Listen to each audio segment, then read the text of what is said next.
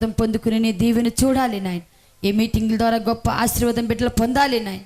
ప్రభువా, ఎంతో నాయన ఖర్చుతో కూడిన ఈ మీటింగ్స్ వల్ల ప్రభువా బిడ్డలు ఆశీర్వదించబడాలని ఎంతో కోరుకుంటున్నాం నాయన. అనేక ఆత్మలు రక్షించబడడానికి సహాయం చేయండి ప్రభువా. ఈ శబ్దం ఎంత దూరం అయితే వినపడుతుందో నాయన, వారందరిని వైపుకి ఆకర్షితులు ఉన్నట్లుగా సహాయం చేయండి.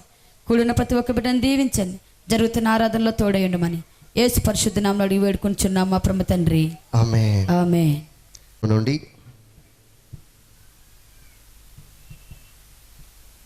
విలాప వాక్యములు 3వ అధ్యాయము 22వ వచనాన్ని చదువుదాం. యెహోవా కృపగలవాడు, ఆయన వాత్సల్యత ఎడతెగక నిలుచున్నది గనుక మనము నిర్మూలము కాకున్న వారము అనుదినము నూతనముగా ఆయనకు వాత్సల్యత పుట్టుచున్నది.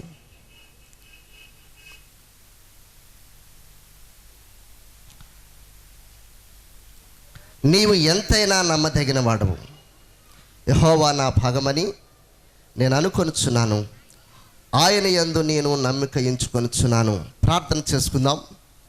పరిశుద్ధుడా, మహోన్నతుడా, గొప్ప దేవాత్యము గల తండ్రి, దేవాన్ని అత్యంత ఘనమైన నామాన్ని బట్టి స్తుతిస్తున్నాను. ఇంతవరకు నీ సన్నిధి మాతో నుంచి ఈ ఆరాధన అంతా మీరు కొనసాగించినందుకు వందనాలు ప్రభా. నీ దాసులను నువ్వు నిలవబెట్టి మీరు ఇచ్చిన చక్కని శ్రేష్టమైన మాటలను బట్టి వందనాలు. ఆరాధనలో ఒక్కొక్కరిని మీరు తాకినందుకు వందనాలు ప్రభువా. నీవు ఇచ్చిన ఈ యొక్క వాక్యాన్ని బట్టి వందనాలు. నిమిత్తమాతుడను అల్పుడను తండ్రి, నీ నామం పేరిట నిలబడి ఉన్నాను. నీవుగా ప్రతి ఒక్కరితో మాట్లాడి ప్రతి హృదయమును ప్రభువా సేద తీర్చి ఆదరించి బలపరచమని నీ చేతులకి అప్పగించుకొనొచ్చు. యేసు నామమున ప్రార్థించి వేడుకొంచున్నాము తండ్రి, ఆమేన్.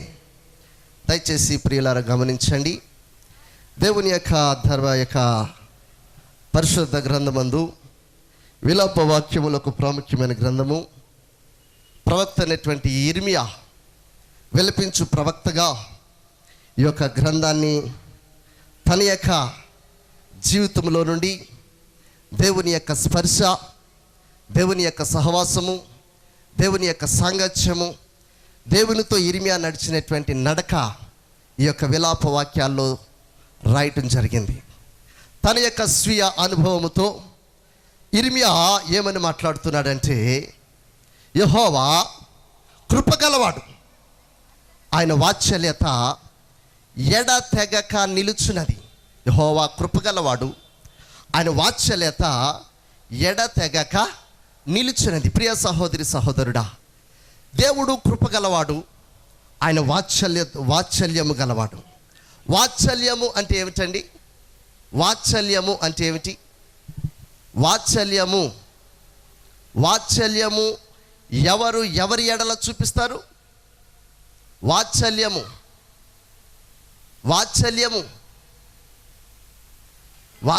చంటి బిడ్డల ఎడల తల్లి కానీ తండ్రి కానీ పాలు విడవనేటువంటి బిడ్డలు మొదలుకొని వారు జ్ఞానం లేకుండా, వారికి వయసు రాకుండా, ఇంకా అజ్ఞానులు కానీ ఇంకా పరిపూర్ణమైన జ్ఞానం లేకుండానే వారు తల్లిదండ్రుల యొక్క సమక్షంలో ఎదిగి జీవిస్తూ ఉన్నప్పుడు తల్లిదండ్రులు వారి ఎడల చూపించేటువంటి అనురాగము, వాత్సల్యత, దేవునికి స్తోత్రం, హల్లెలూయా.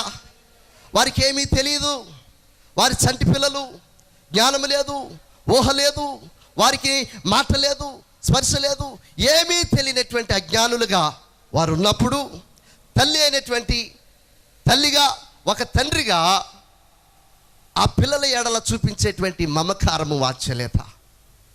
చూడండి, కృప అనేటువంటిది దేవునికి ఒక ప్రత్యేకమైనటువంటి పదము, దేవునికి సంబంధించినటువంటి, యేసుకు సంబంధించినటువంటి ఒక ప్రత్యేకమైనటువంటి పదము. ఇది ఎవరికి సంబంధించినది కాదు. ఇది యేసు క్రీస్తులో ఉన్నటువంటి ఒక ప్రత్యేకమైనటువంటి లక్షణము కృప. ధర్మశాస్త్రములో నిర్గమకాండము 34వ అధ్యాయము 6వ వచనములో మనం చూస్తే, అతని ఎదుట యెహోవా అతనిని దాటి వెళ్ళుచు, యెహోవా కనికరము, దయా, దీర్ఘశాంతము, విస్తారమైనటువంటి కృపా సత్యములు గల దేవుడైన యెహోవా, ఆయన 1000 మందికి కృపను చూపుచు దోషమును, అపరాధమును, పాపమును క్షమించును గాని ఆయన ఏ మాత్రమును దోషులను నిర్దోషులుగా ఎంచక 3-4 తరముల వరకు తండ్రుల దోషమును కుమారుల మీదికిని, కుమారుల కుమారుల మీదికిని రప్పించునని. చూడండి, యేసుక్రీస్తుని గురించి, యెహోవాను గురించి, తండ్రి అయినటువంటి దేవుని గురించి, పరిశుద్ధాత్మను గురించి, ఆయన యొక్క గుణ లక్షణాల గురించి బాగా ఎరిగినటువంటి మోషే దేవుని గురించి ఏమని మాట్లాడుతున్నారంటే, ఆయన కనికిరము, ఎలాంటివాడు? ఆయన కనికిరము గలవాడు, మరలా దయగలవాడు, దీర్ఘశాంతము గలవాడు, విస్తారమైనటువంటి కృపా సత్యములో గలవాడు. దేవుని యొక్క ప్రేమ ఈ రోజున ప్రతి మనిషిని కూడా, నీవు ప్రేమించినా ప్రేమించకపోయినా, నీవు పలకరించినా పలకరించకపోయినా, నీవు యేసు వైపు చూసినా చూడకపోయినా, యేసు నీ వైపు చూసి నిన్ను పలకరించి, నీ దగ్గరకు వచ్చి నిన్ను సమీపించి, నీతో మాట్లాడి, నిన్ను పలకరించి, నా కుమారి, నా కుమారుడా అని నిన్ను పలకరించి నీతో సహవాసం చేయడానికి దేవుడు కోరుకుంటున్నాడంటే కారణం ఏమిటో తెలుసా? ఆయన కృప గలవాడు. ఎవరండి? ఆయన కృప గలవాడు. ఆయన కృప గలవాడు కాబట్టి నీవు నిర్మూలము కాకూడదని, నువ్వు నశించిపోకూడదని, నువ్వు మరణము కాకూడదని, నువ్వు నీ జీవితాన్ని నాశనము చేసుకోకూడదని దేవుడు నిన్ను ప్రేమించి, దేవుడిని నువ్వు ఎరగకపోయినా దేవుడు నిన్ను ప్రేమించి, నిన్ను గుర్తెరిగి, నిన్ను కనుగొని, నీ దగ్గరకు వచ్చి నిన్ను పరామర్శించి, నిన్ను ఆప్యాయంగా తన యొక్క రెక్కల మీదకి ఎక్కించుకొని నిన్ను మోయటానికి సిద్ధపడ్డాడు. చాలా మంది రోజులు యేసుక్రీస్తును తెలిసిన వారే కానీ, యేసుక్రీస్తుని గురించి ఎరిగిన వారే కానీ, యేసుక్రీస్తుతో సహవాసం చేస్తున్నామని చెప్పుచున్న వారే కానీ, యేసుక్రీస్తులో ఉన్నటువంటి గుణ లక్షణాలలో దేనిని కోరుకునేవారుగా లేరు. ప్రియ సహోదరుడా, ప్రియ సహోదరి, ఆయన నిన్ను ప్రేమిస్తున్నాడు. Is loving you. ఆయన నిన్ను ప్రేమిస్తున్నాడు కాబట్టి ఆయన నీ వైపు చూస్తున్నాడు. ఆయన నిన్ను ప్రేమిస్తున్నాడు కాబట్టి నువ్వు నశించిపోకూడదని ఆయన కోరుకుంటున్నాడు. యెహోవా కృప గలవాడు, యెహోవా కృప గలవాడు. చదవండి, యెహోవా కృప గలవాడు, ఆయన వాత్సల్యత ఎడతెగక నిలుచున్నది కనుక మనము నిర్మూలము కాకుండా వారము. ఆయన వాత్సల్యత ఎడతెగక నిలుచున్నది కనుక మనము నిర్మూలము కాకున్న వారము. నిర్మూలము అంటే ఏమిటండి?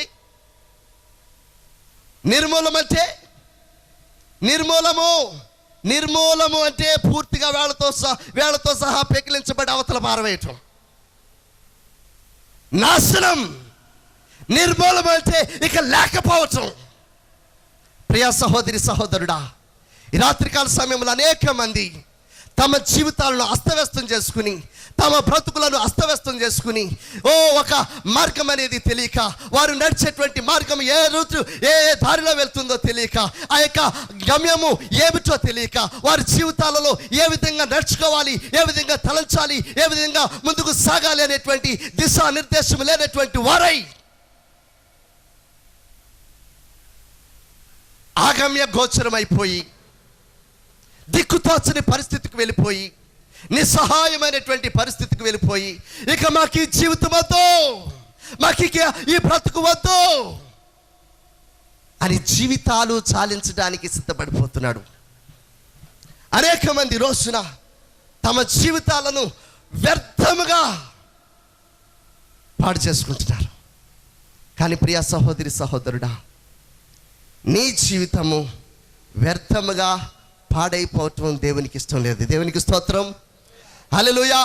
ఈ రోజున ఏ బాధతో నీవు ఉన్నావో, ఏ దిగులుతో ఉన్నావో, ఏ వేదనతో ఉన్నావో, ఏ కష్టంతో ఉన్నావో, ఏ యొక్క సమస్యతో ఉన్నావో, ఎలాంటి బాధ నిన్ను కృంగదీసేస్తూ ఉందో, నువ్వు ఏ స్థితిలో నీవు కృంగిపోతూ ఉన్నా దేవుడి నిన్ను ఆదరించాలని, దేవుడి నిన్ను చేరదీయాలని, దేవుడి నిన్ను బలపరచాలని కోరుకుంటున్నాడు. దేవునికి స్తోత్రం, హల్లెలూయా. మనము నిర్మూలము కాకున్న వారము, మనము నిర్మూలమైపోవటం దేవునికి ఇష్టం లేదు. ఆదాము పాపం చేసినప్పుడు ఆదాము చనిపోవాలి, అవ్వ పాపం చేసినప్పుడు అవ్వ చనిపోవాలి. పాపం వల్ల వచ్చే జీతము మరణము. కానీ వెంటనే ఆదాము అవ్వలైనటువంటి వారు చనిపోవాలి. కానీ దేవుని యొక్క వాత్సల్యత, దేవుని యొక్క కృప ఆదాము అవ్వల యొద్దకు వచ్చి, ఆదాము నువ్వెక్కడ ఉన్నావు అని పిలిచినప్పుడు ఆదాము భయపడిపోయి అయా చెట్టు చాటుకు వెళ్ళి, అయ్యా నీ స్వరము వినినప్పుడు నేను భయపడి దాక్కున్నానయ్యా అంటే, నువ్వెందుకు భయపడ్డావు? నేను వచ్చినప్పుడు నువ్వెంతో ఆప్యాయంగా, ఎంతో ప్రేమగా, ఎంతో సంతోషంగా నన్ను ఎదుర్కోవడానికి నా కొరకు నీవు వేగంగా నా కొరకు పరిగెత్తుకొచ్చేవాడువు. ఈరోజు నీకు ఎందుకు భయం వచ్చింది అంటే అని అంటున్నాడు. అయ్యా నువ్వు తినవద్దన్న పండు నేను తిన్నాను. అయ్యో ఎంత పని చేసావు ఆదాము, ఎవరు నీకు చెప్పారు ఇది పండు తినమని? నేను చెప్పాను కదా నువ్వు తినవద్దని. నువ్వెందుకు తిన్నావంటే, అయ్యా నేను కాదు, ఇదిగో నీవు నాకు ఇచ్చినటువంటి ఈ అవ్వ నాకు ఈ పండు తినమని ఇచ్చింది. అవ్వ దగ్గరికి వెళ్ళి, అవ్వ నీకు నీ భర్తకు నీవు సాటి అయినటువంటి సహాయంగా ఉంటావని నేను నీకు ఇస్తే నీ భర్తను ఎందుకు నాశనం చేస్తావంటే, అయ్యా నేను కాదు నా భర్తను నాశనం చేసింది, ఇదిగో ఈ సర్పమే నా భర్తను నన్ను కూడా నాశనం చేసింది. ప్రియ సహోదరి సహోదరుడా, ఈరోజు నువ్వెందుకు నాశనం అయిపోతున్నావో నీకు తెలియదు. ఎందుకు నీ జీవితంలోకి ఆ దుర్గతి వస్తుందో నీకు తెలియదు. నీకు తెలియకుండానే శ్రమలు నీలోనికి వస్తున్నాయి, నీకు తెలియకుండానే బాధలు నీలోనికి వస్తున్నాయి, నీకు తెలియకుండానే దుఃఖం నీలోనికి వస్తుంది, నీకు తెలియకుండానే వేదన నీలోనికి వస్తుంది. ఎందుకెలా జరుగుతుంది, ఎందుకెలా జరుగుతుంది, ఎందుకెలా జరుగుతుందని కుమిలిపోతున్నావు. కానీ సమాధానం నీకు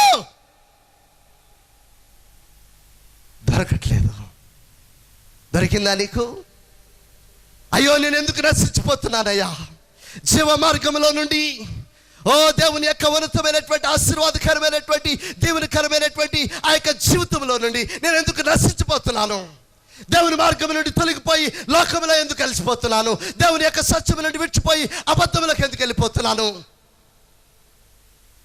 దేవుని యొక్క మార్గముని విడిచిపెట్టి అయా లోకంలో లోకాశల వైపు నేను ఎందుకు వెళ్ళిపోతున్నాను?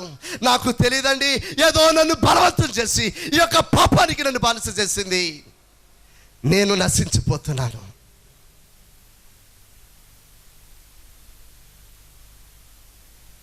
ఎవరు నిన్ను మోసగించారు? ఎవరు నిన్ను మభ్యపెట్టారు? ఎవరు నిన్ను నాశనమయ్యేటట్టుగా నిన్ను చేశారు? ఆదాము అవను చూపిస్తే హవ్వ సర్పమును చూపిస్తూ ఉంది. ప్రియ సహోదరి సహోదరుడా, దేవుడు నిర్మూలము కాకూడదని కోరుకుంటున్నాడు. నీ జీవితము నాశనము కాకూడదని దేవుడు కోరుకుంటున్నాడు. నీవు పాపిగా మారకూడదని దేవుడు కోరుకుంటున్నాడు. నువ్వు పాపములో జీవించకూడదని దేవుడు కోరుకుంటున్నాడు. అయితే నీవు పాపములకు బానిసైపోతున్నావు. నశించిపోవడానికి పరుగులు తీస్తున్నావు. నశించిపోవడానికి నీకు తెలియకుండానే లాగబడుతున్నావు. ప్రియ సహోదరుడా, నిర్మూలమైపోవటానికి, మానవుడు నిర్మూలమైపోవటానికి దేవునికి విరోధిగా ఒకడున్నాడు. దేవునికి విరోధిగా, దేవుని సృష్టికి విరోధిగా ఒకడున్నాడు. ఎవరు? అపవాది. అపవాది నిన్ను దేవుని యొద్ద నుండి లోపరుచుకుని, దేవుని ప్రేమ నుండి నిన్ను లోపరుచుకుని, దేవుని కృప నుండి నిన్ను లోపరుచుకుని, దేవుని సమాధానం నుండి నిన్ను లోపరుచుకుని నిన్ను నాశనానికి నడిపిస్తూ ఉన్నాడు. నాశనానికి జోగి ఆ నాశనంలోనికి నువ్వు వెళ్ళి ఆ చికటి గల దొంగ ఊబిలో కురుకుపోయి ఇక నీవు బయటికి రాలేని పరిస్థితిలో నీవు ఉండగా ఇక వీడు రాలేడు అని నిన్ను విడిచిపెడుతున్నాడు. వాస్తవానికి దేవుడు మనకి తోడై ఉండకపోతే వాడు మనల్ని చెరపట్టి లోపరుచుకుని మనల్ని తీసుకెళ్ళినటువంటి ఆ జగటు గల దొంగ ఊపులో మనల్ని తీసుకెళ్ళి అక్కడ విడిచిపెట్టేస్తున్నటువంటి స్థితిని బట్టి నీవు నశించిపోవాలి. కానీ ఈ రోజున మనం నశించిపోకుండా, నిర్మూలం కాకుండా సజీవులుగా ఈ రోజున మనము ఉన్నాము అంటే అది దేవుని యొక్క మహా కృప. చప్పట్లు కొట్టి దేవుని స్తుతిద్దాం.